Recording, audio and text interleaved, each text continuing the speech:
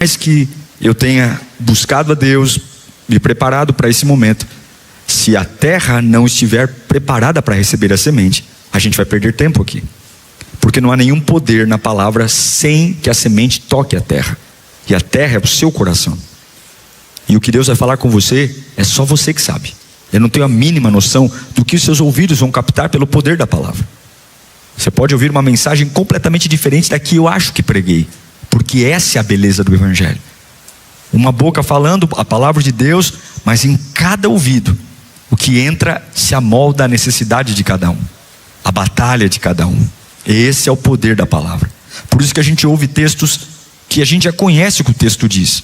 Já ouvimos vários pregadores, mas cada vez, mesmo conhecendo toda a história, sempre tem algo novo, porque ela se renova a cada manhã. Essa é a linda, maravilhosa palavra de Deus. Vamos aplaudir a palavra de Deus, que é incrível, que é poderosa. Glória a Deus. Vamos então à Bíblia, abra lá em Neemias capítulo 1. Nós vamos ler do verso 1 ao 4, é um dos textos mais conhecidos, uma das histórias de reconstrução mais lidas na história. E eu quero me debruçar para trazer uma revelação de Deus ao seu coração. Neemias capítulo 1, vamos ler do verso 1 ao verso 4. Neemias 1, do 1 ao 4. Você que está online também, não fique apenas assistindo, não. Receba aí na sua casa o que Deus tem para você. Diz assim a palavra sagrada do Senhor. Palavras de Neemias, filho de Acalias. No mês de Quisleu, no 20º ano, enquanto eu estava na cidadela de Suzã, Anani, um dos meus irmãos, veio de Judá com alguns homens, e eu lhes perguntei acerca dos judeus que haviam restado, os sobreviventes do cativeiro, e também sobre Jerusalém. E eles me responderam: aqueles que sobreviveram ao cativeiro e estão lá na província passam por grande sofrimento e humilhação. O muro de Jerusalém foi derrubado e as suas portas foram destruídas pelo fogo. Quando ouvi isso, sentei-me e chorei. Passei dias lamentando-me, jejuando e orando ao Deus dos céus. Do seu jeito, curve sua cabeça e peça ao grandioso Senhor para falar com você. Peça ao grandioso Senhor para revelar a você a vontade dele para a tua vida. Não há nada mais importante do que ouvi-lo. Peça ao soberano, o maior de todos, para que a voz dele chegue ao seu coração. Fala conosco, Senhor, nesta noite. Invocamos o teu Espírito e a tua presença e pedimos de uma forma tão poderosa: alcança os corações dos que estão aqui e os que estão online, Senhor. Existem guerras travadas que nós não enxergamos. Existem batalhas que estão além do nosso radar, mas a tua palavra sabe quais são. Prepara-nos para aquilo que está por vir, Senhor. Desperta o nosso coração, dá-nos visão para que não caiamos na ignorância. Dá-nos revelação para que possamos nos preparar para aquilo que temos que viver. Fala conosco, bendito Espírito Santo, e nós rejeitamos toda a voz contrária, em nome de Jesus. Amém e amém. O livro de Neemias é um livro conhecido de todos nós, mas ele não é um livro, por mais que exista ruína, ele não é um livro de construção. Ele é um livro que vai narrar uma reconstrução. E por mais que as palavras tenham uma similaridade, construção e reconstrução, existe uma diferença brutal. Porque construir é começar do zero. E quem começa do zero não tem trauma. Quem começa do zero está zerado. Mas quem quer reconstruir alguma coisa, e todos nós temos algo para reconstruir, sabe que se está reconstruindo é porque teve uma destruição. Alguma coisa estava em pé e não está mais. Alguma coisa funcionava e não funciona mais. Alguma coisa foi gerada como sonho e hoje não é mais. E quem reconstrói carrega algumas dores de que quem constrói nunca vai entender. É diferente quem está no seu primeiro amor da vida e quem já está, depois de algumas frustrações, tentando recomeçar na área do amor. Começar é muito diferente de recomeçar. Construir é muito diferente de reconstruir. A construção, ela cansa braçalmente. Agora, a reconstrução, ela machuca por dentro. Porque existe um defunto. Existe algo. E é isso que o livro de Neemias mexe com a gente.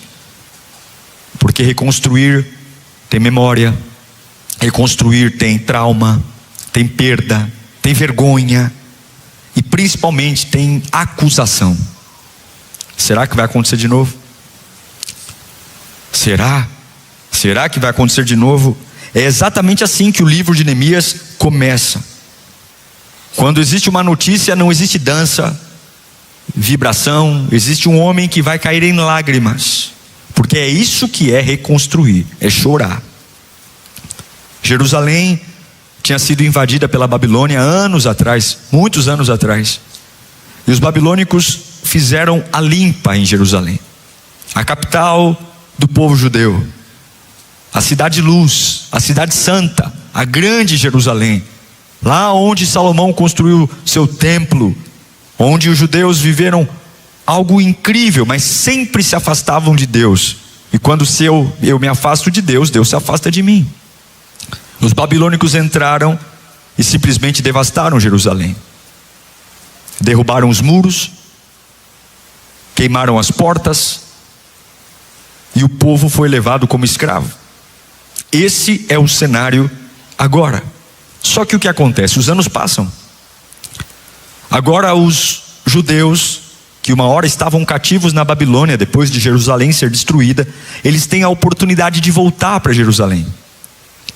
E quando eles voltam, e isso para mim é o mais assustador desse texto, o povo volta, mas não tem mais muro, não tem mais porta. Jerusalém está em ruínas. Eles voltam com o desejo de retomar suas vidas num lugar que era o lugar santo para eles. Então agora eles têm a oportunidade de voltar a adorar a Deus em Jerusalém, mas não tem estrutura, nenhuma estrutura. Tudo que se vê são pedras sobre pedras. Tem gente que sobrevive, graças a Deus, sobreviveu ao exílio, mas não tem muro, não tem proteção. Tem gente viva, mas estão todos expostos. Nós que moramos aqui na cidade de São Paulo sabemos o perigo que é morar numa casa térrea de rua sem portão. Muro não é uma questão de estética, muro é uma questão de sobrevivência. Era uma cidade vulnerável. Sem muro, qualquer um entra. Sem muro, qualquer um invade. Saqueadores, raptores. Então eles estão voltando para um lugar que eles amavam, mas existe ruína. Muros os dão identidade. Muros colocam limite nos ataques que fazem a nós. Muros dizem: ei, meu inimigo, é só até aqui que você vem. Eles voltam, mas não há mais nada lá. E é por isso que Neemias escuta de Anani: os muros de Jerusalém caíram. E é aqui, gente, que muita gente não entende. E eu estou pregando para quem talvez hoje esteja vivendo exatamente esse retrato. Jerusalém não estava só quebrada, ela estava exposta. Existe um perigo em estar exposto. Existe um perigo em não ter muros. E talvez essa palavra é a palavra profética para a tua vida hoje. Você que está aqui dizendo: eu vou me firmar com Deus, eu vou buscar a Deus, eu vou para a igreja. Pô, eu não vou faltar no culto de Quinta B-Power porque eu preciso de uma palavra. E aí você acha que está cansado, mas você não está cansado, você está exposto. Você está tentando retomar a sua vida, voltar a trabalhar, voltar a ter dignidade, voltar a buscar a Deus, mas você está exposto espiritualmente, emocionalmente, financeiramente, mentalmente. Por quê? Quem está exposto, tudo afeta. Tudo. Se não tem muro, qualquer um entra. Se não tem muro, qualquer um desorganiza, bagunça. O muro é o controle, é o limite. O muro é dizer, daqui para dentro sou eu que vou organizar. Mas se não há muro, não há segurança, e tudo nos afeta. E eu me pergunto, quantos estão aqui dizendo: pastor, eu estou exausto, mas eu busco a Deus. Você está exposto, meu irmão. Você está exposto ao que acontece lá fora, está exposto ao que falam lá fora, está exposto às questões espirituais que acontecem lá fora, porque não tem muro. Porque muro caído sempre vai gerar vulnerabilidade. Muro no chão. Então nós estamos felizes porque graças a Deus estamos de volta em Jerusalém. Estamos felizes porque graças a Deus voltamos para a nossa terra. Mas de que me adianta estar morando na minha terra se os muros estão no chão? Que inferno é esse? Que adianta estar na igreja se não levantar os muros? Eu estou muito feliz porque eu estava desviado, estava nas drogas, estava no vício, estava na prostituição, mas eu recebi o Instagram da Lírio e vim para a igreja, e graças a Deus, desde então eu voltei a congregar. Mas não adianta estar em Jerusalém se os muros estão no chão. Quando você sair daqui, alguma coisa vai afetar você, e a tua cabeça é tudo que o diabo quer. O povo está vivendo uma fase complexa. Só que agora eles estão vivendo uma das coisas mais tristes que pode acontecer. Eles estão se acostumando com as ruínas. Já fazia muito tempo que os judeus tinham voltado para Jerusalém, e eles estavam se acostumando com as ruínas, se acostumando em não ter muros, se acostumando em ser afetados. E aí chega uma notícia lá em Suzã. Suzã é uma cidade da Pérsia. Uma notícia lá para alguém que está longe de Jerusalém, que não é um capitão, que não é um profeta, que não é um major, que não é um rei, que é um copeiro de um palácio. E a notícia chega lá. Suzã era a capital da Pérsia, lugar de conforto, lugar onde o rei está, lugar de governo, de estabilidade. Então quem está nas ruínas está sobrevivendo no meio das ruínas. E chega uma notícia para o Neemias, que está lá no palácio, dizendo: olha, sabe Jerusalém? E ele pergunta: olha, está tudo no chão, e os teus compatriotas, os judeus, aqueles que sobreviveram, estão vivendo em vulnerabilidade, estão vivendo em miséria. E o que me impressiona é que Neemias não ignora a notícia. A gente pode ouvir uma notícia de alguém e dizer: puxa, eu sinto muito. Olha, como é que está o tio? Eu sinto muito. Ele está muito mal, está alcoólatra, está bebendo. Puxa vida, eu sinto muito. Como é que está a irmã fulano de tal? Puxa, eu sinto muito. Mas Neemias não. Neemias, quando ele ouve o que está acontecendo com Jerusalém, ele não consegue ignorar aquilo. Sabe por quê? Porque quem está cheio de Deus não consegue descansar totalmente quando existe algo destruído que Deus quer restaurar. Você nunca, se você está cheio de Deus e você fica sabendo que algo está destruído, você não consegue fingir que nada está acontecendo. O próprio Espírito Santo vai incomodar você.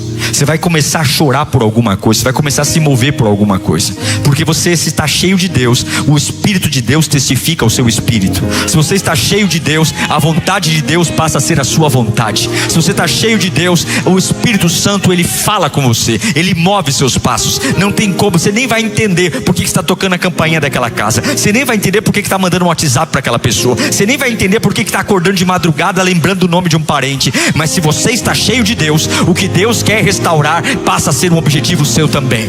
E eu quero declarar: a Lírio é uma igreja cheia de Deus. Nós somos uma igreja cheia de Deus, e o que Deus quer restaurar será prioridade para a nossa igreja, em nome de Jesus.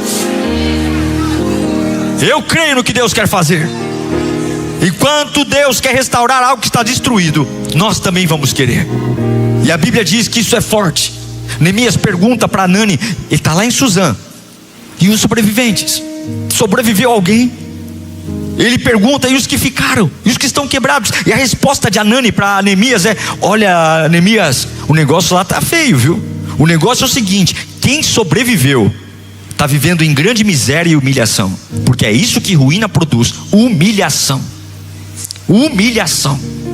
Só quem já construiu algo e perdeu tudo sabe o quanto ruína humilha. Os parentes nos olham com olhos diferentes, a vida nos olha com olhos diferentes. As pessoas começam a falar sobre a gente: toma cuidado com ele, toma cuidado com ela, porque olha, ele já fez algo grande e caiu tudo. Ruínas humilham, ruínas tiram a dignidade, ruínas nos colocam para viver uma vida de manutenção. Não construímos nada.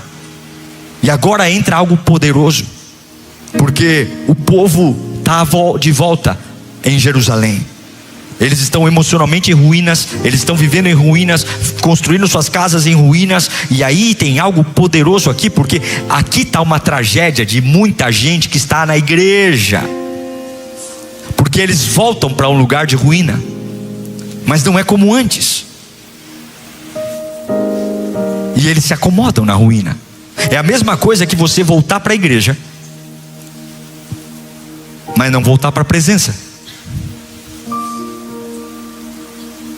É a mesma coisa que você voltar para o culto e não voltar para o altar. É a mesma coisa que você falar: puxa vida, eu quebrei tudo na minha vida e eu estou de volta onde eu tinha que estar. Mas você volta fisicamente, não volta como era antes, e se acostuma a viver uma vida mequetrefe, uma vida porcaria, uma vida entregue pela metade, com orações fajutas, com uma adoração fajuta. Os judeus estavam fisicamente em Jerusalém, mas tudo em sua volta estava destruído, e eles estavam conformados com aquilo. Quantas coisas você se conformou? E você sabe que não é desse jeito. Você sabe que não está na sua melhor forma. Você sabe que pode fazer mais. Você sabe que Deus pode te usar mais. Você já viu fogo caindo nesse lugar que hoje só tem ruína? Você já viu o poder de Deus descendo nesse lugar que só tem pedra? Você já viu a glória de Deus se abrindo nesse lugar que hoje só tem destroços de uma vida que só lembra passados gloriosos que não voltam mais? O Espírito Santo está aqui e algo vai acontecer nesta noite. O Espírito Santo está aqui, e esta palavra não é apenas para informar você, essa palavra é para libertar você. O Espírito Santo está aqui e algo vai acontecer no seu interior, porque nós não vamos ficar conformados com ruínas. Há um Deus aqui que faz avivamento e traz poder e a unção. Eu não vou ficar em Jerusalém sem o fogo que um dia eu provei. Eu não vou ficar em Jerusalém sem a paz que um dia eu provei. Eu não vou ficar em Jerusalém sem a sensibilidade que um dia eu provei. Eu me recuso a baixar os meus níveis espirituais. Eu me recuso a ficar comendo migalhas que caem da mesa. Se o meu Deus um dia fez, Ele pode fazer de novo. E é isso que eu quero estimular você hoje. Não aceite rebaixar aquilo que um dia Deus já fez. Deus está fazendo ainda hoje. Deus pode fazer ainda agora. Deus pode fazer já. Deus pode fazer. Ele pode fazer. Você não pode se acostumar a funcionar ruim. Você não pode olhar no espelho e dizer: essa é a nova versão. Você não pode admitir que um tempo maravilhoso acabou. É por isso que Neemias está sofrendo lá. E aí tem gente que orou muito na vida, mas agora se acostumou a viver sem oração. Não ora mais, e está tudo normalizado. Não vive sem presença. A presença de Deus não faz diferença. E quando não tem presença, tem crítica. E quando não tem presença, só vê defeito. E quando não tem presença, só fica em conversas interpessoais. Queridos, aqui dentro nós somos pessoas, e pessoas são diferentes. Um aqui torce para o Corinthians, outro para o Palmeiras, outro para o Santos, outro para o São Paulo. Um gosta de macarrão, outro gosta de feijoada, outro gosta de lasanha. Um gosta de frio, outro gosta de calor. Um gosta de praia, outro gosta de campo. A única coisa que nos une aqui é Jesus Cristo. O resto, somos todos diferentes. E se nós perdermos Jesus de vista, a única coisa que vai sobrar entre nós é diferença. Por isso que a igreja do Senhor não pode tirar os olhos de Jesus. Porque se Jesus não tiver, o que tem é briga, é confusão, é um querendo matar o outro. Mas se Jesus for o centro, se Jesus for o centro, haverá comunhão e poder e unção. Mas o grande problema dos judeus é que você não vê nenhum deles que mora em ruínas estranhando a ruína. A gente tem uma capacidade muito grande de aprender a viver mal. A gente esquece o poder do Deus que tem. O Deus que faz nova todas as coisas, o Deus que traz existência o que não existe. Você acha que para Deus é um problema mudar a sua casa? Você acha que para Deus é um problema curar suas feridas? Você acha que Deus tem um problema de fazer tudo novo? Mas a gente esquece que Deus pode fazer, e a gente prefere se acostumar. E eu fico pensando, quantos de nós estamos vivendo muito mal, à base de coisas que não são reais. E aí a gente se torna um crente ruim, sabe? Porque quando alguém começa a falar de avivamento, essa pessoa que acostumou viver em ruína, ela fala assim: avivamento? Exagero. Olha esse irmão orando aí, para que isso? Essa pessoa só chora na hora da oração, da palavra. Para que ficar chorando desse jeito? Aquele ali se ajoelhou na hora do louvor, para que? Aparecido. A gente começa a chamar avivamento de exagero. Quando alguém fala, vamos nos consagrar, gente, vamos entregar nossa vida ao Senhor, vamos consagrar nossos dias, vamos jejuar. Para que? Isso é fanatismo. Jejum de Daniel, 21 dias. Bobagem, fanatismo, para quê? Faz uma oração lá e está tudo certo.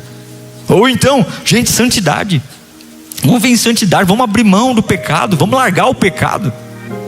Pecado nos afasta de Deus, esse é o maior crime que tem. Porque pior do que perder comunhão com quem a gente ama é perder comunhão com Deus. Vamos abrir mão do pecado, para quê? Radicalismo, para que isso? Deus me ama como eu sou. Porque a gente já se adaptou tanto a um ambiente destruído, que a destruição faz parte da vida.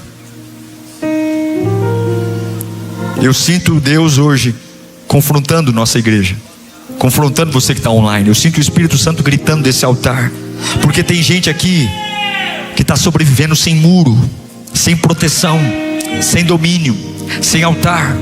E é por isso que tudo está tão pesado, está tão difícil. Mas hoje o Espírito Santo de Deus vai falar com você, e como está falando, há algo que vai ser reconstruído nesta noite. Há uma maturidade que vai ser reconstruída nesta noite. Há um poder que vai descer sobre a sua cabeça nesta noite. Há uma unção fresca que vai descer sobre o seu coração nesta noite. Há uma glória que vai tomar conta da tua boca nesta noite. Fala comigo: eu não estou mais exposto. Sabe o que Salomão diz em Provérbios capítulo 25, verso 28? Ele fala que como uma cidade com os muros derrubados, assim é quem não sabe dominar-se. Como uma cidade que os muros estão no chão, destruídos, é o homem que não contém o espírito. A Bíblia está comparando uma mente sem domínio a uma cidade sem muro. A Bíblia está dizendo que uma cidade sem muro é como uma mente completamente sem domínio. Tudo entra, tudo a gente fica como vaca, ruminando. Palavras entram na cabeça e tomam conta do meu dia, do meu mês. Eu me torno um escravo do que falam para mim, sensível. E Satanás tem um jeito todo especial de entrar nesta cabeça que não tem muro e fazer você perder o domínio. E agora tudo te controla: teu ânimo, tua fé, teu dia, tua motivação. Se você pede a conta, se você não pede a conta, você não sabe quem é. E tudo que você não domina, domina você. Tudo que você não controla, controla você. Tudo que você não exerce governo, governa você. E se não tem muro, eu não governo. Qualquer um entra. E aí Satanás coloca pessoas muito estratégicas para derrubar você. Crises que deveriam ser testemunhos se tornam sinais de destruição, porque eu perco o eixo no meio da crise. Eu não consigo ver a glória de Deus. Por quê? Porque entre ruínas não há glória. Entre ruínas só há entulhos. Entre ruínas só há destruição. E destruição mais para cá, mais para lá. Mais uma destruição é só mais uma. Qualquer crítica desmonta. Qualquer cara feia, qualquer coisa destabiliza, porque perdeu a proteção espiritual. Só que diferente daqueles que moravam no meio dos entulhos, Neemias não ouviu aquela notícia e normalizou. Neemias chorou quando todos aqueles que moravam lá normalizavam. O texto diz em Neemias 1 que quando eu ouvi essas coisas, eu sentei-me e chorei. E isso me pega profundamente, porque Neemias reage a algo que todo mundo está aceitando. Todo mundo está dizendo que é normal, todo mundo está dizendo que é assim mesmo. E Jerusalém está daquele jeito há muito tempo. Mas o Neemias, ele sente, porque tem uma diferença entre ver a destruição e sentir a destruição. Tem gente que vê a destruição, eu estou vendo a pessoa destruída, mas quem vê a destruição, vê e passa. Mas quem sente a destruição é desafiado a fazer alguma coisa. Quem vê, comenta. Você viu o casamento do fulano? E é daí que nasce a fofoca. Você viu o cicrano? Quem vê só quer falar sobre, quem vê só quer comentar sobre, mas quem sente quer ser agente de transformação e restauração. Esse é o nosso desafio, Lírio. Tem muita destruição que a gente está vendo. É destruição o tempo todo, é má notícia o tempo todo, é boato o tempo todo, é história o tempo todo. E você tem que entender se você vai comentar sobre a destruição, ou se você vai começar a chorar por aquilo que chegou aos seus ouvidos. Se você vai comentar ou vai chorar. Neemias não comentou, Neemias não montou um vlog para dizer o que ouviu. Neemias sentou e foi chorar. Eu vou te dizer uma coisa: o que ainda te faz chorar revela o que está vivo dentro de você. O problema é que a nossa casa está destruída e a gente não consegue chorar por ela. A gente vê, fala e diz: eu lamento muito pelo meu pai, pela minha mãe, pelo meu esposo, mas a gente não consegue parar de chorar por ela. A gente vê a nossa carreira profissional e diz: puxa vida, eu vejo todas as oportunidades que eu tive, todos os lugares que eu tive oportunidade, mas você não chora por aquilo que não tem mais. O que muda não é o que eu vejo. O capeta também vê, os demônios também veem, mas é aquilo que eu sinto. O povo está morando no meio dos entulhos e não sente nada.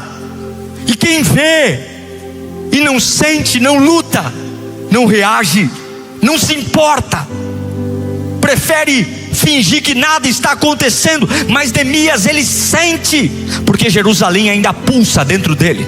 Ele está morando longe, mas Jerusalém ainda pulsa dentro dele. Ele não é um homem nobre, ele não tem dinheiro, ele não tem influência, ele não é arquiteto, ele não é engenheiro, ele não é empreiteiro, mas é um homem que foi capaz de sentir aquilo que Deus quer fazer. E tudo que você precisa hoje não é fazer conta, tudo que você precisa hoje não é estatística, não é probabilidade. Eu não quero saber se o seu nome é famoso, eu não quero saber quantos reais você tem na conta. Eu quero saber se você é capaz de chorar por aquilo que está no chão e dizer: eu me importo sim, eu vou parar de fingir que nada está acontecendo. Eu me importo que meu filho não está em casa, eu me importo que o meu casamento está uma porcaria, eu me importo que o meu ministério está morrendo, eu me importo que eu estudei e não trabalho na minha área. Me dói, Senhor, me dói, meu Deus. Eu não vou ficar aqui como um fofoqueiro do capeta, só ficando má notícia, mas eu vou sentar e vou chorar.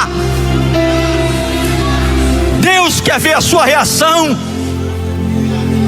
porque é isso que o inferno está matando na gente. A gente está ficando insensível, a gente vira a página rápido, a gente se acostuma em não ter paixão por Deus, a gente se acostuma em esfriar, a gente se acostuma com o pecado, a gente se acostuma com tudo. E Satanás sabe que quando você para de sentir, você para de lutar. Quando você para de sentir, quando não dói mais, quando não faz falta mais, quando é tanto fez como tanto faz, quando você está preparado para não fazer mais, você não luta, você não melhora, você não aperfeiçoa, você lava as mãos como Pilatos, você não entrega. Mas Deus vai devolver hoje para você um sentimento que há muito tempo você não tinha, um sentimento que vai mexer nas suas noites de sono, sentimento que vai fazer você no meio do banho e fechar os olhos e Deus, Deus, Deus, Deus, eu quero, Senhor, eu quero. Você vai se pegar no meio do transporte público e lágrimas rolando no teu rosto, dizendo: Senhor, me perdoa, porque eu não posso abrir mão disso, eu não vou viver essa vida, coisa nenhuma, eu não vou. O problema não é quando o muro cai, o problema é quando você não liga mais. Eu me lembro de Apocalipse capítulo 2, verso 4, quando Jesus fala para a igreja de Éfeso: tem tudo nessa igreja, tem culto, tem templo, tem atividade, mas ele fala: no entanto, o que eu tenho contra você é isso aqui, Você abandonou o seu primeiro amor. Você não é mais quem foi um dia. Você vê, mas não sente. Você é um ativista. Você é um religioso, mas não queima mais, não arde mais, não tem frio na barriga. A minha presença não é algo notável para você. Tudo é notável, mas eu não mais. Mas isso vai mudar hoje. O vento de Deus está soprando aqui. Eu sinto Neemias que talvez você fala: pastor, tenho a mínima noção, mas eis-me aqui, Senhor, usa-me. Senhor, não tenho mínima ideia de como vai ser, mas se o Senhor precisa de alguém para restaurar isso aí, eis-me aqui, envia-me a mim, Senhor. Senhor, eu sou o menor da minha casa, Senhor. Deus tem uma predileção por usar gente que não se acha capaz. Deus tem olhos muito especiais para pessoas que se sentem inferiores. Davi era o inferior, Gideão era o inferior, Jeremias era o inferior. Eu poderia listar vários aqui, mas Deus tem um olhar especial para aqueles que estão fora do padrão. Deus tem um olhar especial para aqueles que não se encaixam naqueles que são tidos como os melhores. E se você colocar na mão de Deus, algo vai acontecer. Eu sinto Deus dizendo que vai despertar hoje habilidades espirituais. Você vai voltar a sentir o peso da glória. Vai voltar a falar em mistérios com Deus. Vai voltar a ouvir a voz do Espírito Santo. Vai mudar realidades, vai mudar cenários. Aleluia. Agora escute, como é que eu sou essa pessoa? E que caminho para o fim?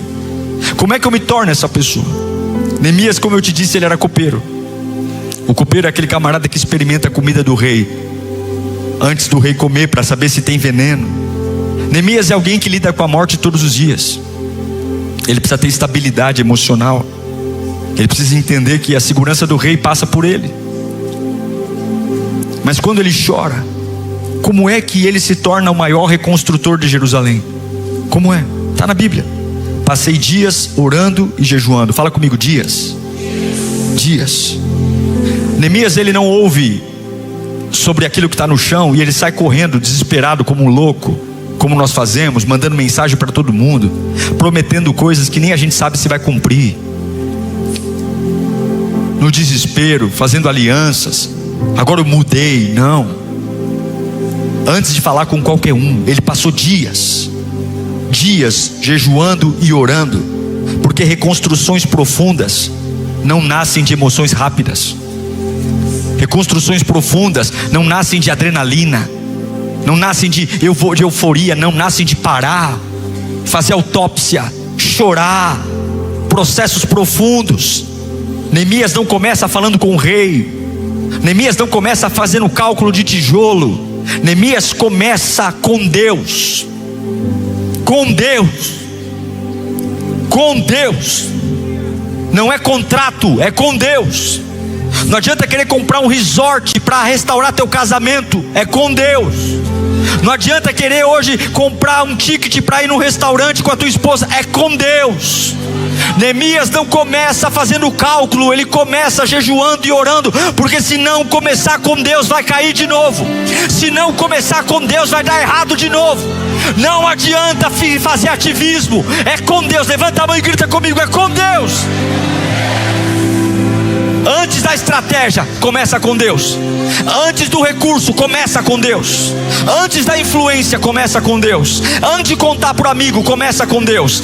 Antes de postar na internet, começa com Deus. Antes de comprar a passagem, começa com Deus. Quanto tempo? Não sei quanto tempo. Não é uma oração de um dia, são dias. Faz campanha, vai orar de madrugada, vai falar com Deus. Tá tudo no chão mesmo, tem nada a perder, mas não sai desembestado fazendo bobagem. Fecha primeiro com Deus, que vai dar certo. Com Deus. Ouve uma vez, ouve duas vezes, ouve 3 vezes. Com Deus. Fala: Deus, está aqui minha vida, está aqui minha casa. Neemias procurou a presença, porque se você começa pelo problema, você termina esmagado pelo problema. Mas se você começa pela presença, Deus te dá estrutura para aguentar qualquer solavanco da vida. E eu estou pregando para quem vai começar com a presença aqui. Sua casa vai voltar a ter presença. O rádio da tua casa vai parar de ouvir aquelas porcarias, vai começar a ouvir música de presença. Teu carro vai ser carro de presença.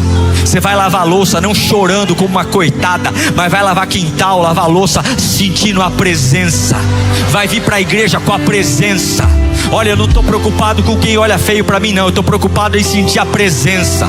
Eu tenho coisa mais importante para fazer do que fazer política. Eu tenho coisa mais importante para fazer do que perceber se me amam ou me odeiam. Eu tenho uma vida para reconstruir, e eu só vou reconstruir com a presença. É com a presença. É voltar a ser cheio da presença. É voltar a ser cheio da presença, ao ponto que eu vou transbordar a presença para quem está à direita, para quem está à esquerda, para quem está na frente, para quem está atrás, para quem andar no meu carro, para quem trabalhar do meu lado. Eu quero a presença. É chorar pela presença.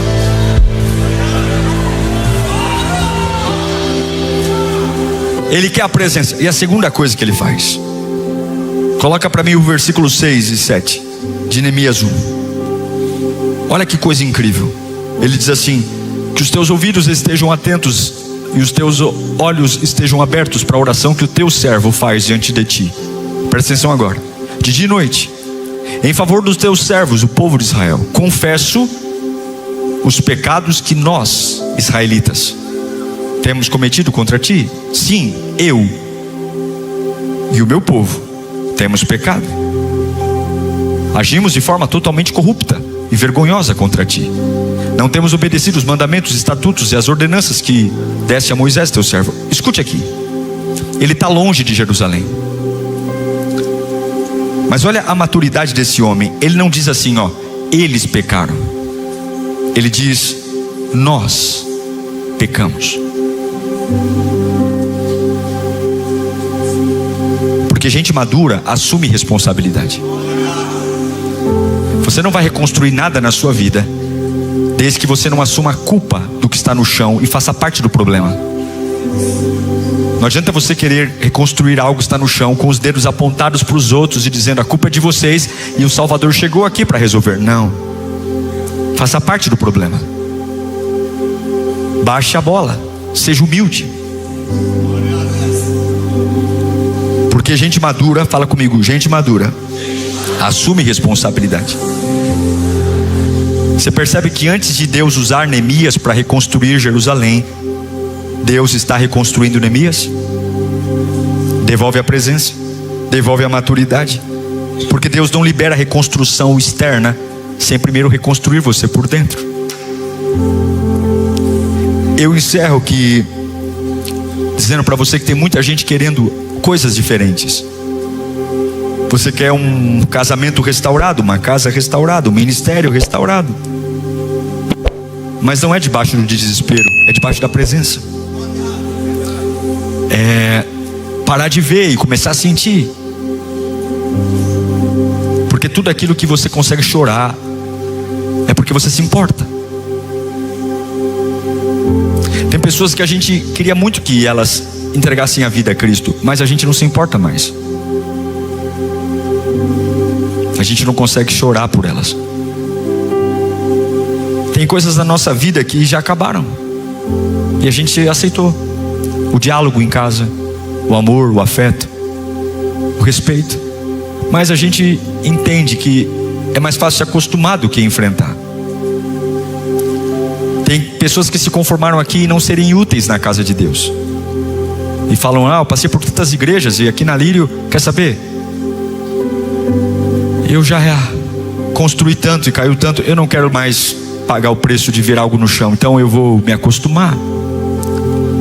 E aí você passa a ver, não sentir, e é tudo que o diabo quer que você sinta. Porque quando a muralha se acostuma com você e você com ela, você para de crescer. Mas quando você reconstrói na presença, tudo que não deu certo antes vira testemunho. E Deus tem um testemunho para você. Eu tenho certeza que Deus tem um testemunho para você. Você pode fechar os seus olhos nesse instante. Minha oração é para que Deus te ajude a levantar os muros hoje. Os muros podem até estar no chão, mas você não terminou. O fogo queimou muita coisa, mas você ainda não terminou.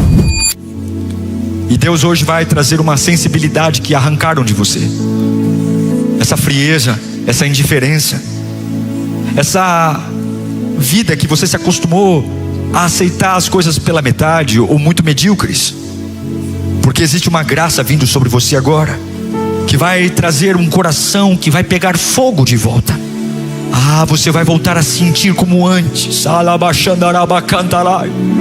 Eu creio no que estou pregando aqui. Você vai voltar a sonhar como antes. Você vai voltar a ter uma fome. E não é sobre quem você é, mas é sobre o que está sendo gerado em você. E aquilo que era ruína vai virar testemunho. Vai ser tão forte que alguns vão dizer: foi sorte, foi sorte. E você nunca vai dizer que foi sorte. Você vai dizer: foi Deus, foi Deus, foi Deus, porque algo está brotando no teu interior hoje. Sabe o que é mais poderoso nessa história?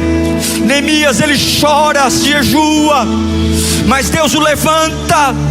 Deus dá recurso. Ele vai para uma terra arrasada, com gente conformada. Mas a história de Neemias não termina na ruína. A história de Neemias termina na reconstrução.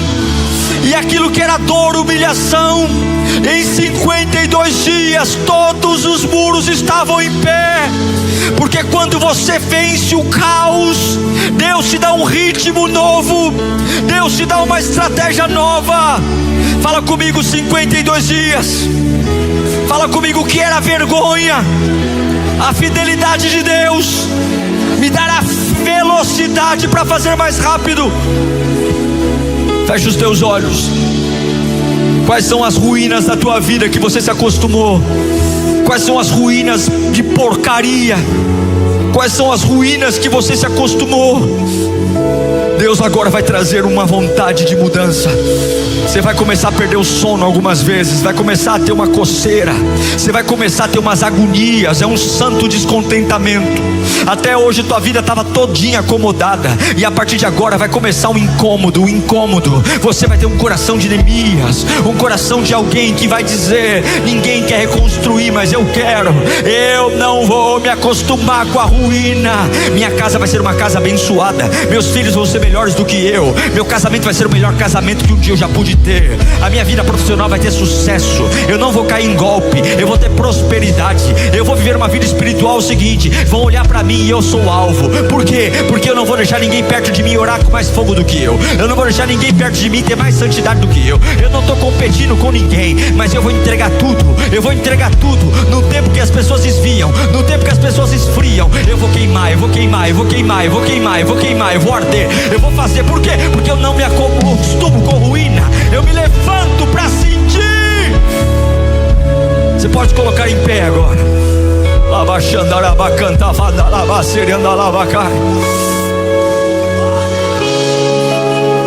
Você pode se conformar, você pode lutar contra, você pode se conformar.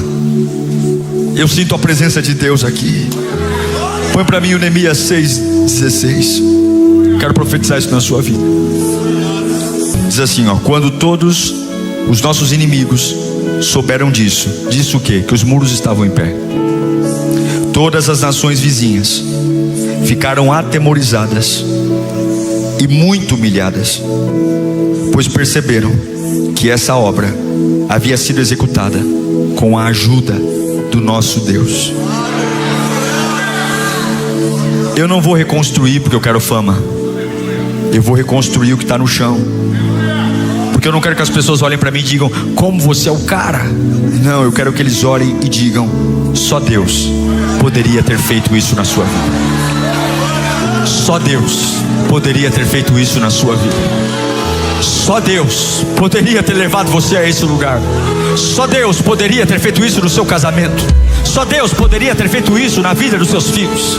Só Deus. Não sou bom. Só Deus. Eu quero que você feche os olhos agora.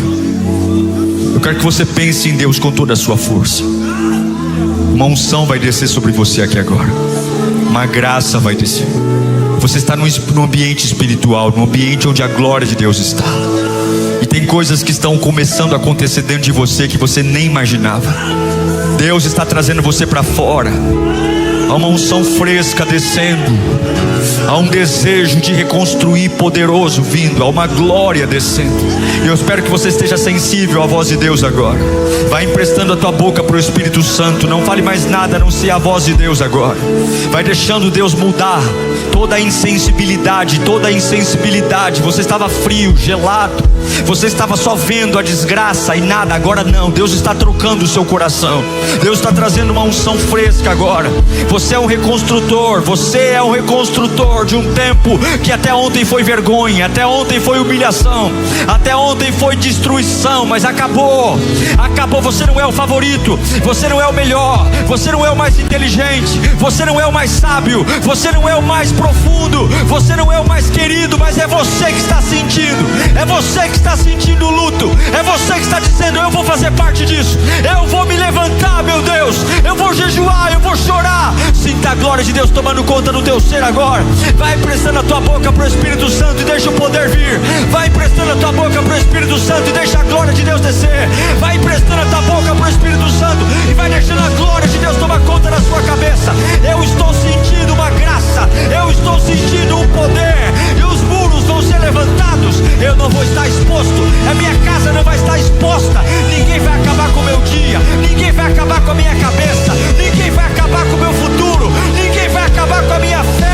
Ninguém vai ficar entrando aqui para bagunçar, ninguém vai ficar entrando aqui para confundir. Muros, muros, muros, muros, muros, muros.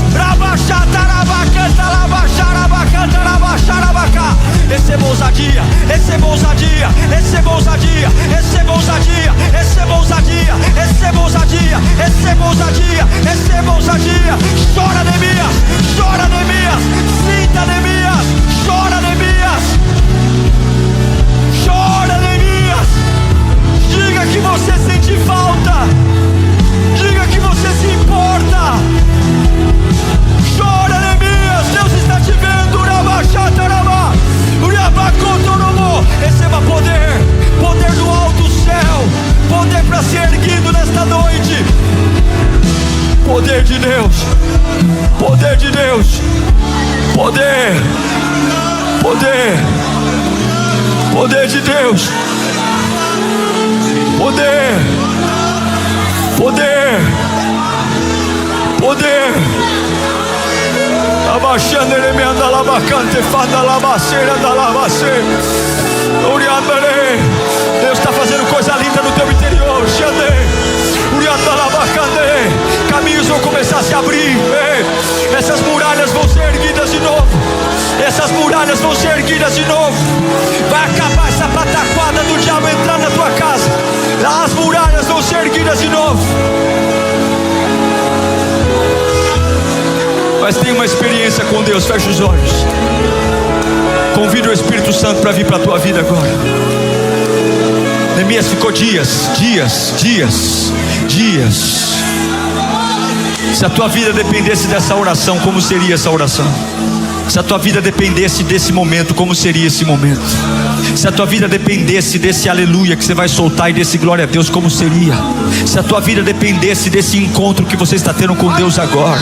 Eu quero mais, Senhor, eu quero mais, Senhor, eu quero mais. Vai chamando Ele, vai invocando Ele, vai chamando Ele. Não se canse porque o mundo espiritual está se movendo. Não se canse porque anjos estão sendo liberados agora. Não se canse porque tem coisas sendo quebradas, maldições. Eu quero a presença. Se você começa com Deus, você termina com Deus. Se você começa com Deus, você termina com Deus. Se você começa com Deus, você termina com Deus. Sinta o toque do Espírito Santo. Vai dando glória, aleluia. Vai dando glória, aleluia. Vai sentindo a coragem voltando pro teu coração. Ora bacante. Uria labassuri andele mecante fanda labassuri me anda labas. Uria facante lebe suri andele mecanda lá. Jereme anda labacante fanda labas.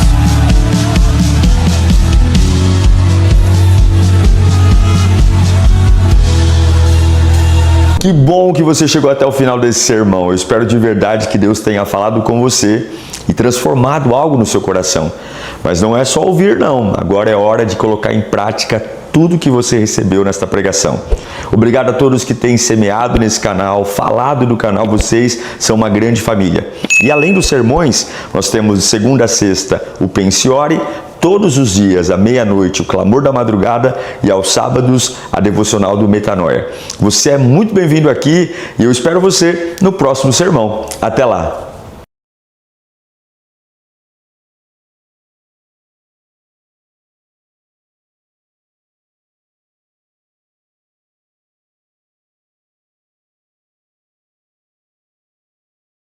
Você vai ouvir a palavra de Deus. Eu espero que o Senhor pegue você aí onde você estiver, que a graça do Senhor te alcance sempre. Abra sua Bíblia comigo em Êxodo capítulo 3, verso 2.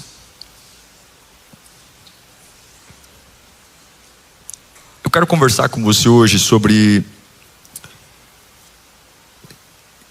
Você é muito mais do que o que as pessoas conseguem enxergar. É muito mais. As pessoas, elas veem a gente por fora, mas elas não têm a mínima noção dos processos que nos trouxeram até aqui, das coisas que nos formaram, do porquê a gente fala como fala, pensa como pensa. A verdade é que elas nos veem por fora, mas ninguém conhece os desertos que a gente passou. Ninguém não tem noção. Elas nos julgam com uma facilidade, rotulam a gente com uma praticidade, mas elas acham que a gente é maduro porque é inteligente. E não tem a mínima ideia que esse amadurecimento veio de esmagamento e não de escola. Não veio de sala de aula, não veio de apostila. E é sobre isso que eu quero conversar com você hoje. Em Êxodo capítulo 3, verso 2, é um texto muito conhecido. Fala assim, ó: ali o anjo do Senhor lhe apareceu em uma chama de fogo que saía do meio de uma sarça. Moisés viu que, embora a sarça estivesse em chamas, não era consumida pelo fogo. Moisés então pensou: vou me aproximar para ver essa coisa impressionante. Por que a sarça não se queima? Quando o Senhor viu que ele se aproximava para observar, Deus o chamou do meio da sarça: Moisés! Moisés! Estou aqui, respondeu ele. Então Deus disse: não se aproxime, tire as sandálias dos pés, pois o lugar em que você está é terra santa. E disse mais: eu sou o Deus do seu pai, o Deus de Abraão, o Deus de Isaque, o Deus de Jacó. E então Moisés cobriu o rosto, pois teve medo de olhar para Deus. Curve sua cabeça. Nesses poucos minutos, eu quero que você faça como sempre, peça ao Senhor para falar com você. Mostre a Ele nessa curta oração que você tem uma expectativa de ouvi-lo, e você está submisso ao ensinamento, à direção que Ele vai te dar. Nada lá fora é mais importante do que o que vai acontecer aqui agora. Nenhuma pessoa, nenhuma decisão, nenhuma urgência, nenhuma doença. O mais importante é o que vai acontecer aqui agora. É o que pode definir tudo. E eu creio no poder da palavra. Eu creio que o sobrenatural está se movendo enquanto estamos ouvindo a voz de Deus. Eu creio que os anjos estão aqui. Eu creio que o Espírito Santo está aqui. E eu creio que esse momento é um momento definidor. É um momento que pode me erguer com uma força que eu nunca provei na vida. Pode me dar uma inteligência e uma sabedoria que eu nunca tive, porque eu creio na presença de Deus. Senhor, fala conosco nesta manhã. Não de um jeito que queremos, mas como precisamos. Surpreenda-nos com tua glória. Encha os vasos que estão aqui. Que ao findar desta reunião estejamos em pé, erguidos por um poder que a gente nem consegue demonstrar em palavras, mas que é real, que é vivo. Fala conosco, Senhor. É o nosso desejo. Em nome de Jesus. Diga graças a Deus. Quando a gente chega em Êxodo capítulo 3, que é o chamado de Moisés. Moisés está com 80 anos de idade aqui em Êxodo 3. É o começo do seu chamado com 80 anos de idade. Você sabe que ele passou 40 anos no palácio do Egito, e depois, quando ele mata o egípcio, ele foge para o deserto, e ele passa mais 40 anos como pastor de ovelhas. Então são 80 anos, e agora Deus está chamando ele. Isso aqui quebra um pouco uma mentalidade nossa muito forte, muito, porque a nossa geração muitas vezes acha que quando demora demais, acaba. É algo que a gente impregna. Demorou demais, acaba. Mas Deus não trabalha com a velocidade da ansiedade humana. O chamado efetivo de Moisés aconteceu aos 80 anos de idade. É um tapa na cara daqueles que julgam o tempo e irresponsavelmente dizem que acabou, porque na sua percepção é tarde. Porque uma coisa eu vejo na Bíblia: Deus não tem problema em gastar tempo para formar gente profunda. Deus não tem problema em segurar você numa estação para tornar você uma pessoa densa. É o que ele faz com Moisés. E nesse dia, Moisés não está pregando. Nesse dia, Moisés não está fazendo milagre, ele não está numa plataforma, ele não está vivendo um ápice do ministério. Nesse dia, ele está cuidando de ovelha. Unha cheia de sujeira, roupa fedida de pastor, barba talvez ao fazer. Não é o melhor momento dele. Pastor de ovelha não se preocupa com vaidade, com perfume. Ele vai dormir no campo.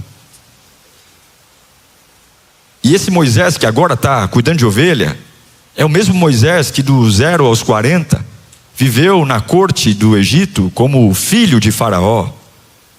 Ele aprendeu a cultura egípcia, aprendeu boas maneiras, etiqueta. Ele foi preparado dentro de uma cúpula de inteligência. Aprendeu sobre liderança, administração, mas agora não mais. Como eu disse, depois de matar o egípcio, ele tem que fugir. E aquele homem que cresceu no palácio agora vive escondido no deserto, porque ele é um procurado da justiça. A verdade, gente, é que esse momento de Êxodo 3, talvez em toda a vida de Moisés, fosse o momento onde ele parecesse menor.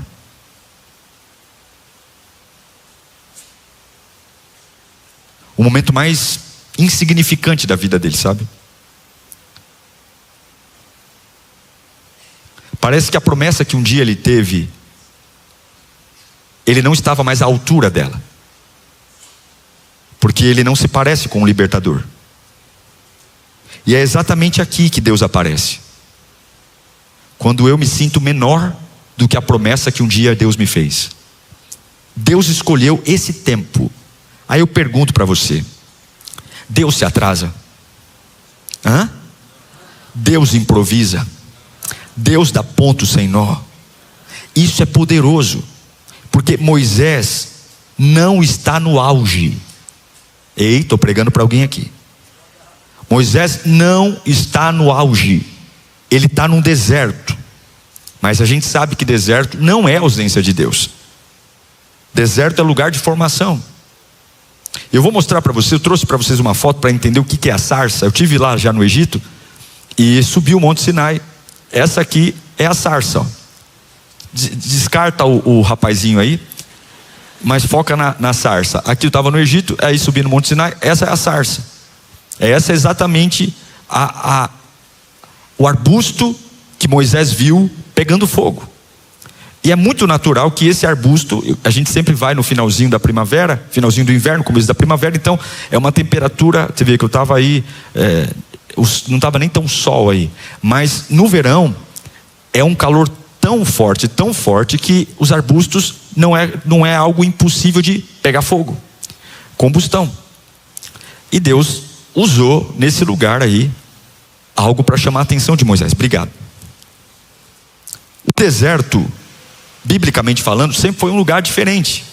E Deus usa. Se você lembrar de Jacó, A maior revelação de Deus para Jacó aconteceu onde? No deserto. Foi lá no deserto. Se você pegar o Elias, onde Elias ouviu mais a voz de Deus de forma clara? No deserto. Se você pegar o João Batista, o primo de Jesus, onde que ele foi preparado no ministério? No deserto. O próprio Jesus Cristo, quando ele completa 30 anos, ele vai jejuar 40 dias e 40 noites. E para onde ele é levado para ser tentado pelo diabo? Onde? No deserto. Então não é por acaso que Deus escolhe desertos. Não é por acaso. Deus, ele constrói em nós no deserto, porque o deserto ele tira o barulho da vida. O deserto ele é apavorante, porque no deserto não tem distração. O deserto ele esfrega na nossa cara a realidade das coisas.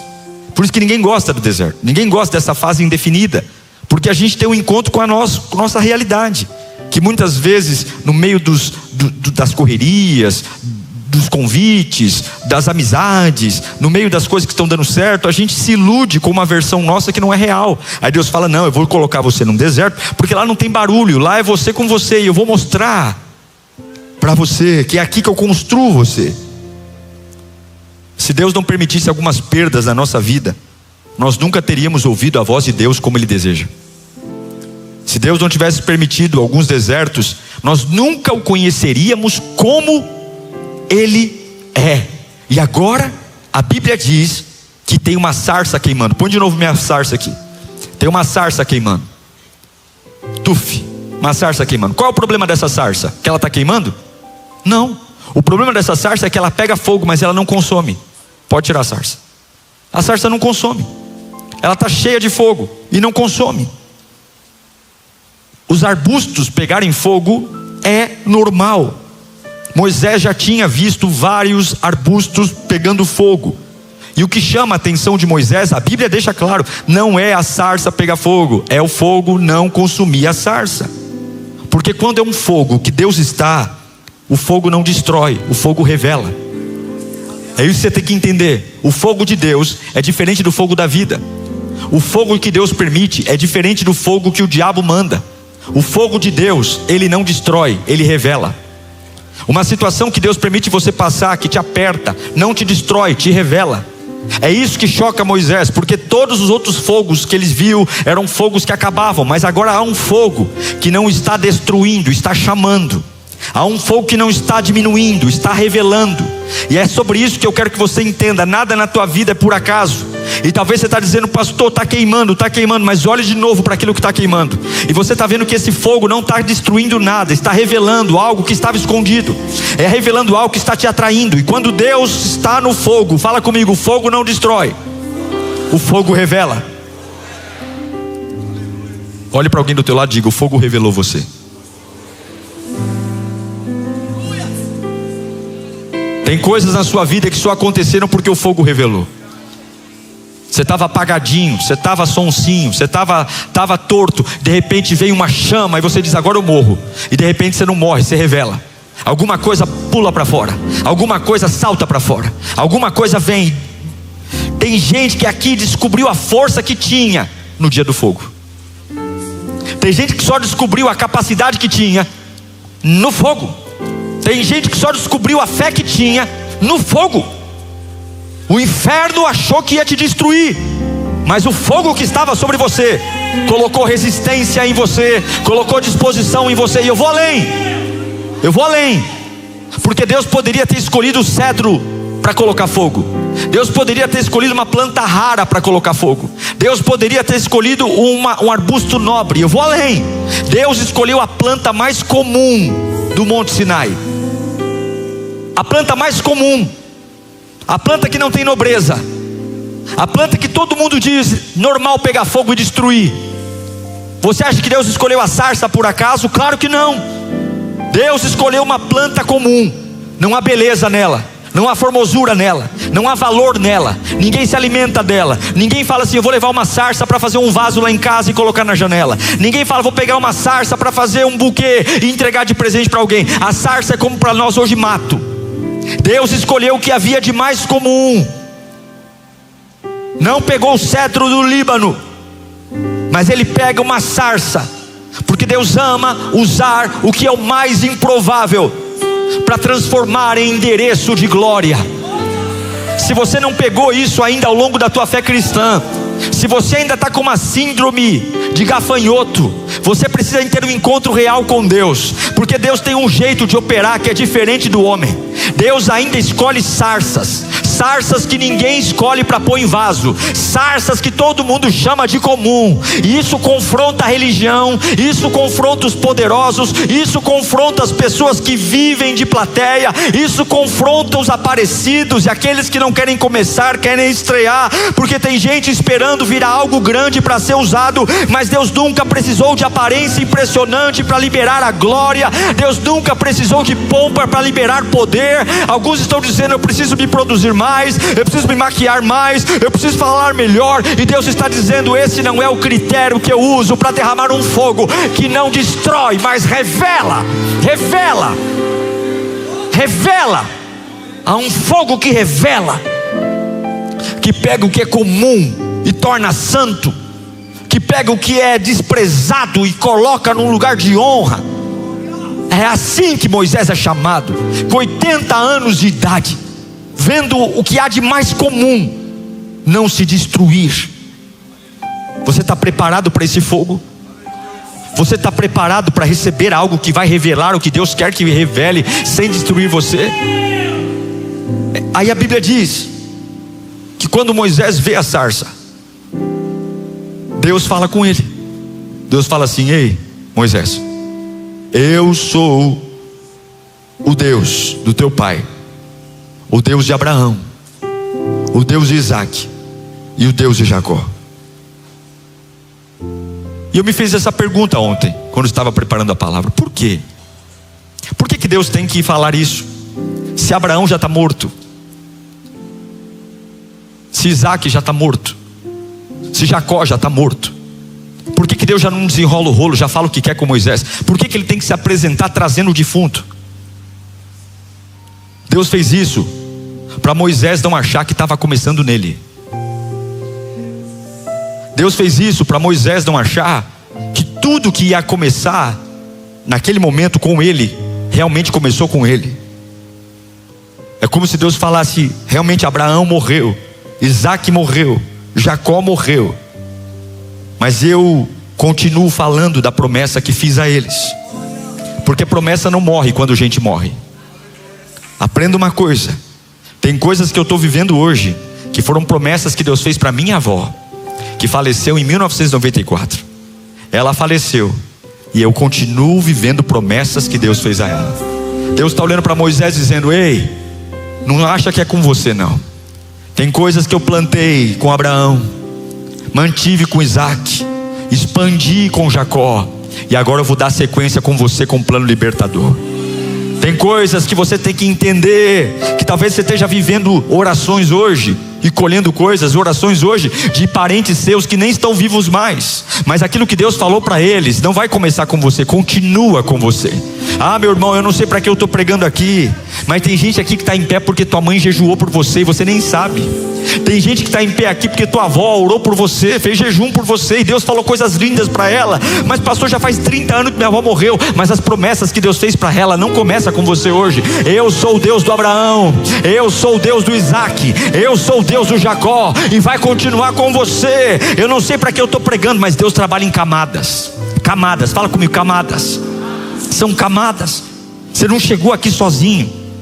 Isso confronta o nosso ego, porque nós temos aquela ideia de começou comigo, sou eu sozinho. Mas o reino de Deus não funciona assim. Deus trabalha em continuidade.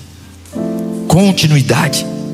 Abraão recebe a promessa, Isaac preserva a promessa, Jacó multiplica a promessa, e Moisés, ele vai conduzir a promessa.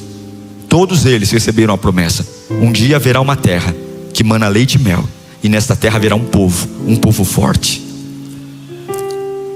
Você crê nisso? Então não ache que começou em você. Deus tem promessas antigas que estão se cumprindo a partir de agora.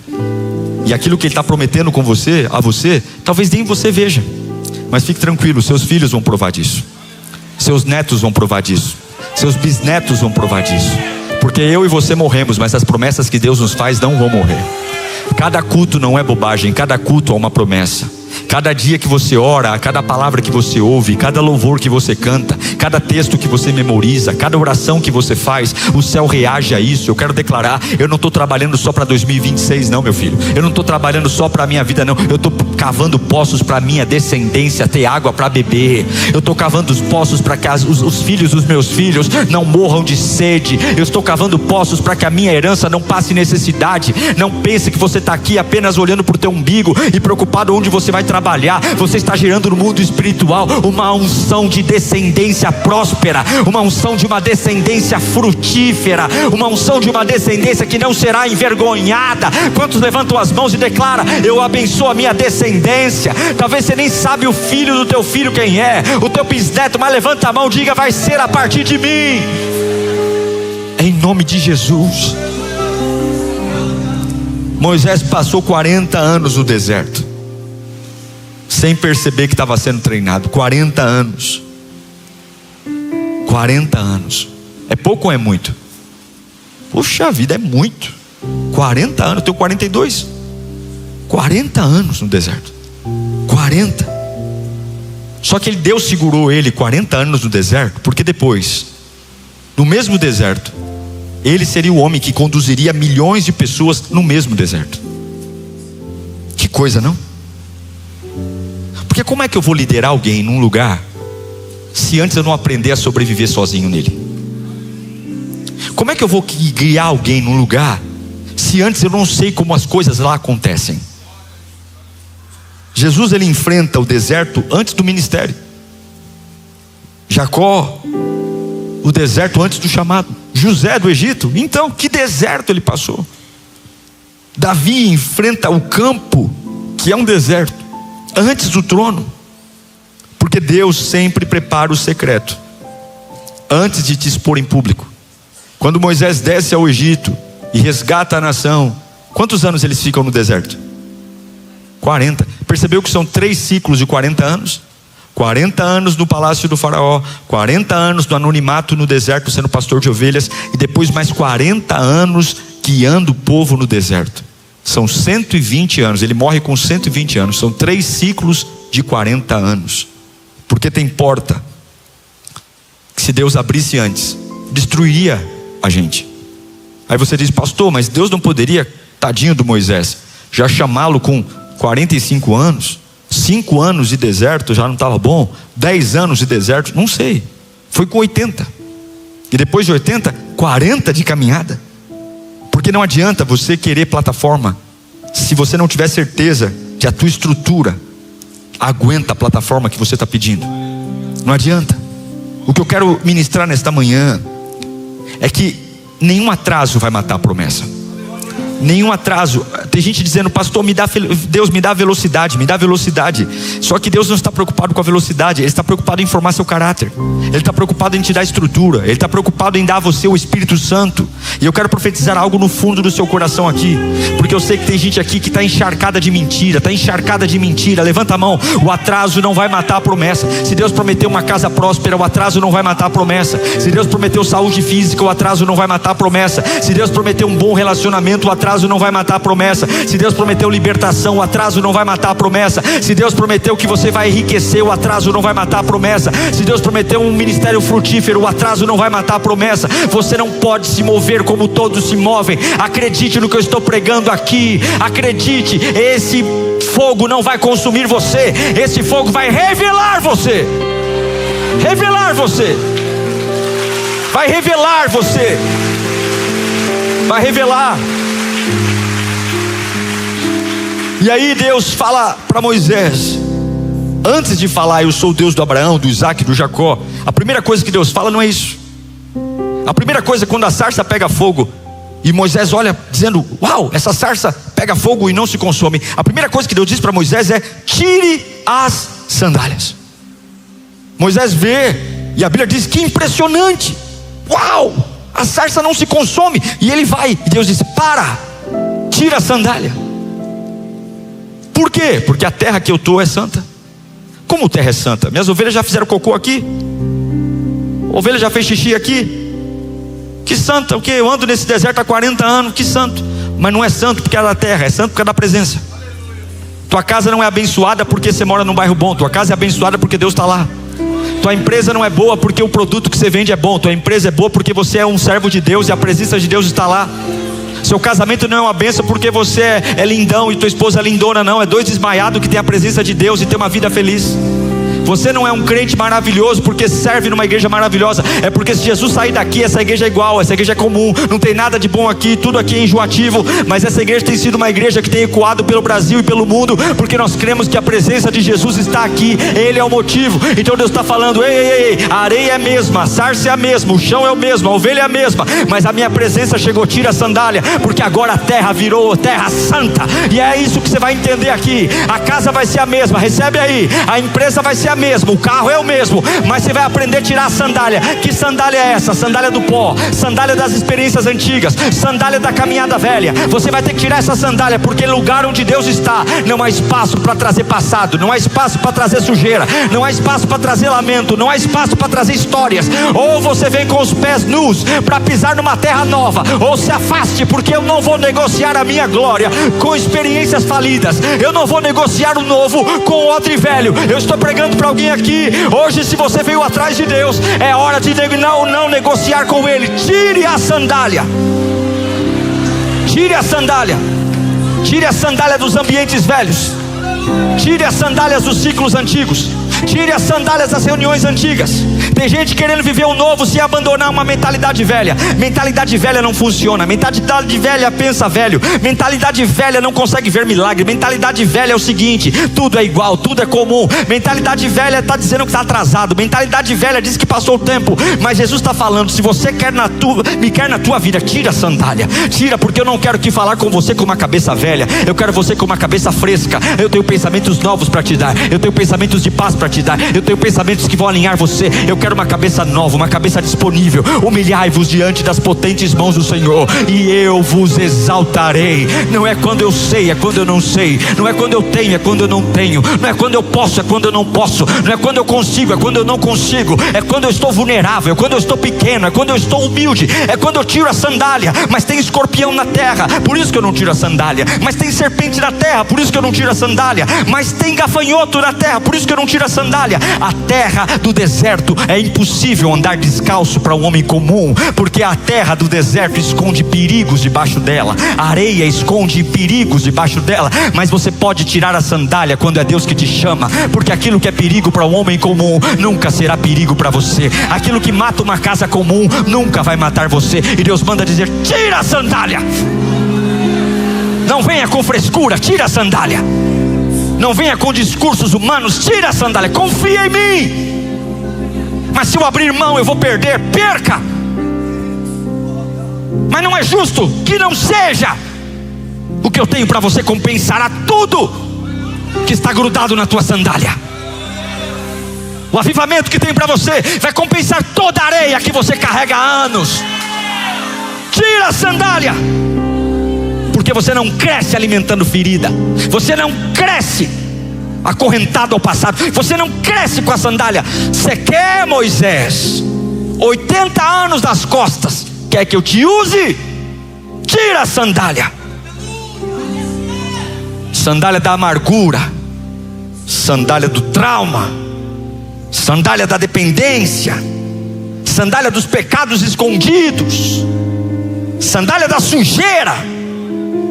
Porque tem portas espirituais que só se abrem para pessoas rendidas, pessoas que tiram a sandália. Não dá para entrar na presença com sandália. Tira a sandália. Tudo na vida é camada. Camada. E agora Moisés tira a sandália. Ele vai em direção ao fogo. E ele ouve que tem algo acontecendo nele que começou com o Abraão, com Isaac e o Jacó. E ele tem 80 anos. É interessante que tudo na Bíblia tem camada. Se você olhar para a formação da terra, a terra tem a crosta terrestre, tem o manto e tem o núcleo da terra. A terra, o planeta Terra é feita por camadas. E você, se estudar o planeta, você vai perceber que quanto mais profundo, mais quente fica. os vulcões que explodem na superfície, o fogo que vem dele não vem da superfície. O fogo que a gente vê do vulcão vem das profundezas. É como se Deus falasse: o que alimenta o calor da terra vem da própria terra. E aí a gente quebra, porque não respeita as camadas. Deus colocou em mim uma fonte de sustento que vem de mim mesmo, porque Ele soprou em mim o Espírito dele. Mas nós preferimos depender do fogo dos outros a permanecer numa vida espiritualmente quente. Só busca Deus quando o ambiente é forte. Só ora quando alguém me incentiva. Mas quem amadurece em Deus aprende que o fogo necessário já está dentro de mim mesmo. É por isso que o fogo que está na sarça não consome, revela. Aí você diz: pastor, o que isso tem a ver comigo? Tem a ver que Deus trabalha em camadas. Camadas. Jesus, ele tinha 3 íntimos, 12 que andavam com ele e 70 que viviam numa missão. Jesus também tinha camadas de relacionamento.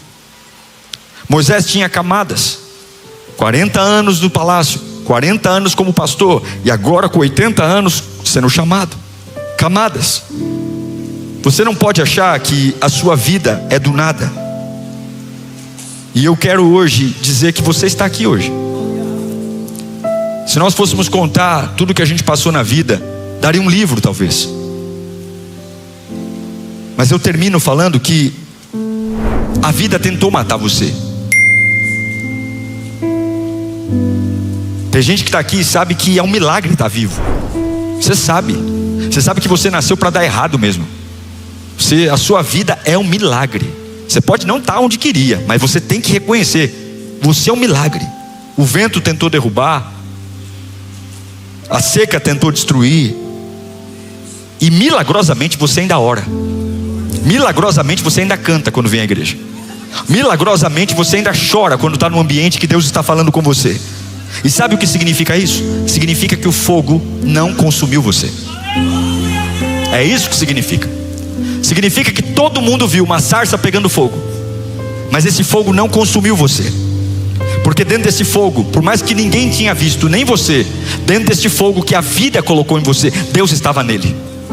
Deus estava nele. E o fogo que era para ter derretido, acabado, destruído, esse fogo simplesmente fez com que o inimigo entrasse em crise, porque ele lutou com você, com uma ideia de que ia acontecer com você o que acontece com todo mundo. Mas ele não conseguiu segurar aquilo que Deus está forjando você para se tornar.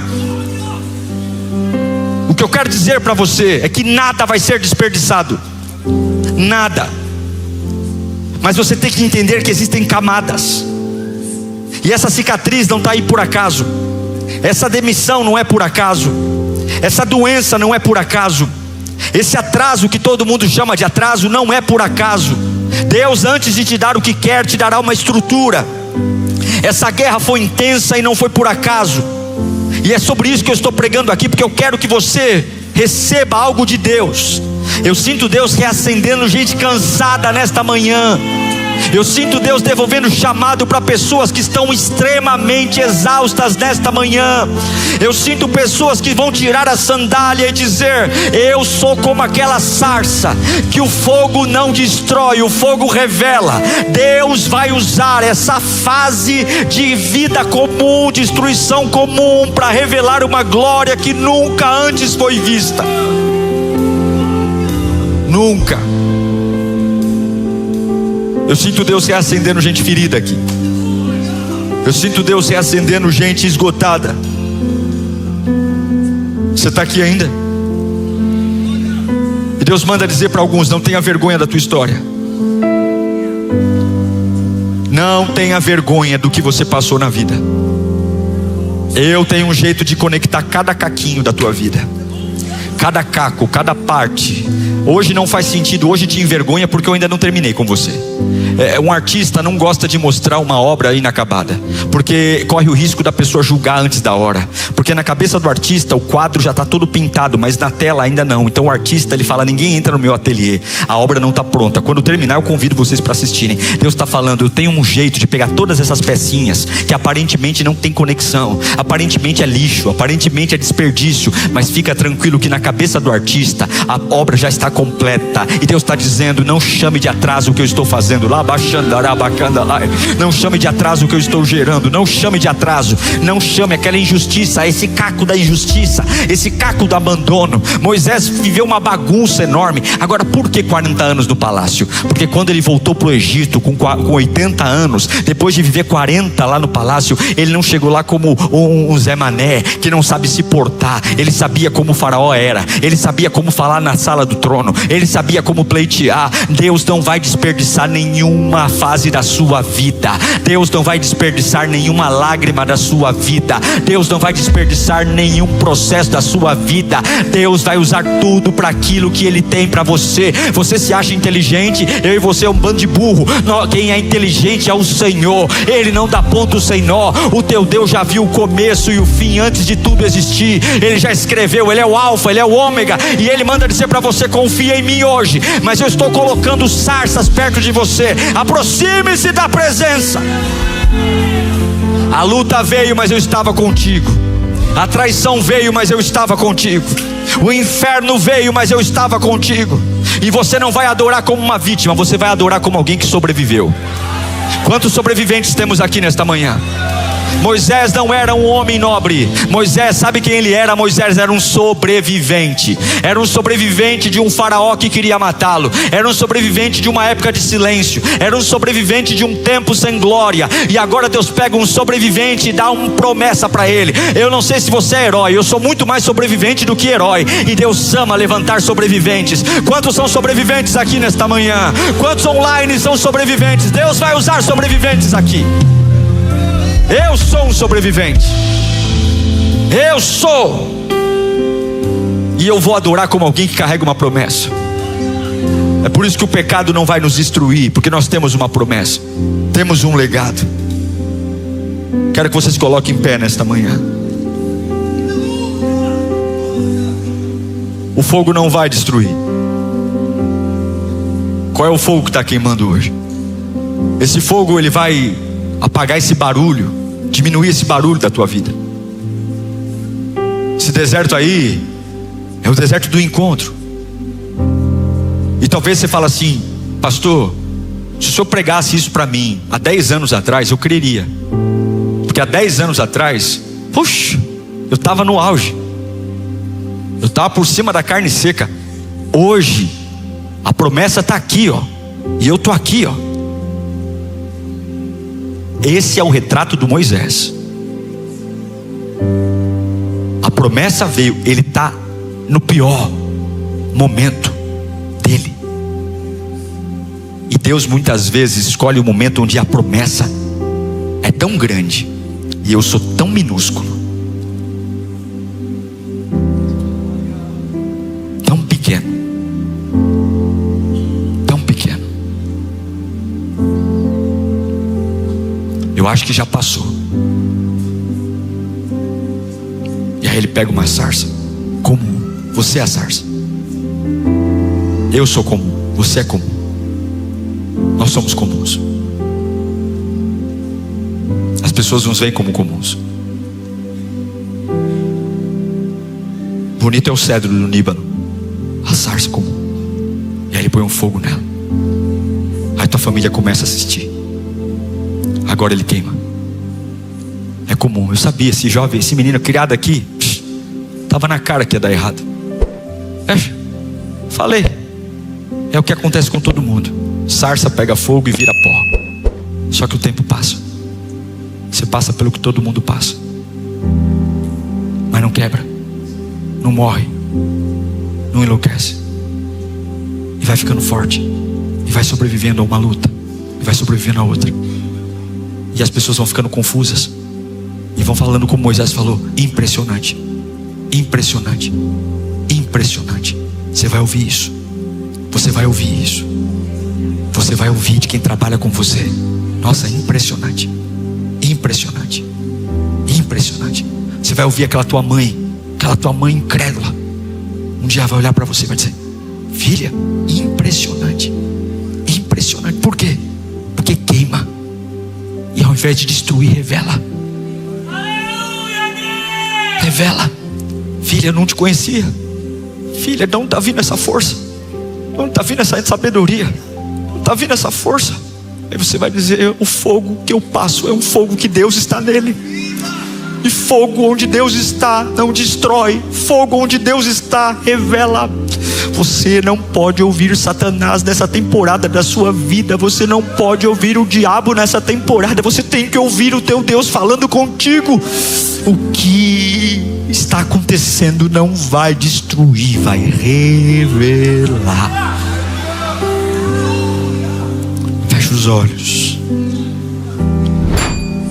Qual é o fogo que está queimando você hoje? Impressionante. Deus trabalha em camadas. E talvez ao longo da tua vida tenha fases que você chama de cinza, fases que você chama de perdida, eras perdidas, fases perdidas. E quando demora demais, a gente tem a tendência de dizer que já era. Moisés não tinha 18, não tinha 28, não tinha 38, Moisés não tinha 58, Moisés não tinha 68, ele tinha 80 anos. Porque Deus não desperdiça, Ele sabe o que está fazendo. Deixa Deus consolar você nesta manhã. Deixa Deus colocar sobre você aquilo que só Ele pode. Deixa as palavras de Deus entrarem em você. Deixa as palavras de Deus fortalecerem você, encorajarem a tua alma. Deixa as palavras de Deus